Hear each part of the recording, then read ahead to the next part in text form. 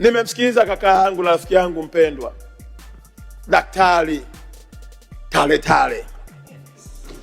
Wakati namsikiliza nikaona shauku aliyokuwa nayo ya kwamba anatamani kuona arena inajengwa, lakini nilipofuatilia kwa kina nikagundua Babu Tale ni mjumbe wa kamati yetu elimu, utamaduni na michezo. Nikasema, Msigwa, nimekukosea nini ndugu yangu kiasi kwamba kablasha uliompa Babu Tale umenyofoa peji namba 79 kifungu cha kwanza B kinachoelezea mkakati wa serikali wa kujenga arena.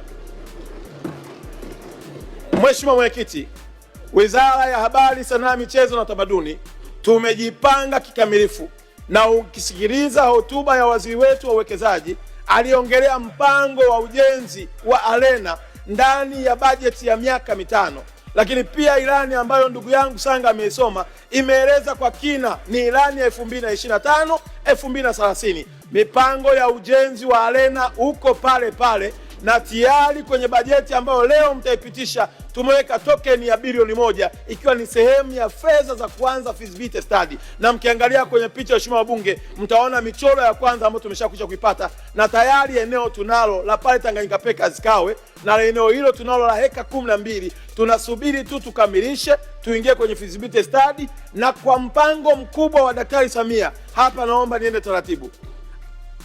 Daktari Samia alifanya mazungumzo na serikali ya Korea kuomba fedha zaidi ya bilioni 2.5 dola, na katika fedha zile, miongoni mwa hizo fedha tumepangiwa Wizara ya Habari, Sanaa, Michezo na Utamaduni kwa ajili ya ujenzi wa arena ya kisasa yenye thamani ya bilioni 300, kwa ajili ya ujenzi wa studio yenye thamani ya zaidi ya bilioni 150.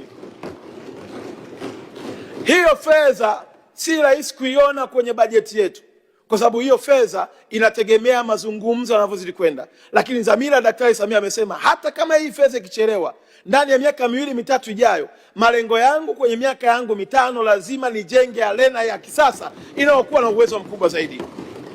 Sambamba na hilo, Mheshimiwa Mwenyekiti, tumeendelea kuhamasisha wadau, kuwaomba wadau wote wenye uwezo waje. Serikali ya Daktari Samia iko tayari kushirikiana katika private sector na kuhakikisha kwamba tunajenga arena. Hivi ninavyoongea, Mheshimiwa Mwenyekiti, tayari tunaye mwekezaji pale Ubungo anajenga arena ya kubeba watu 2500, lakini tayari tunao mwekezaji kupitia timu yetu ya Dasite ambao tayari amepata eneo Kinondoni, na yeye anajenga uwanja wa basket kwa ajili ya timu yetu ya hapa ndani na timu zetu za nje. Mheshimiwa Mwenyekiti, naomba nikuhakikishie ndani ya miaka hii 5 itakuwepo arena na studio nao kwenda kujengwa. Nimeusikiza vizuri sana mchango wa Mheshimiwa mbunge ndugu yetu ambaye tena ni naibu katibu wa mambo yetu ya chama chetu.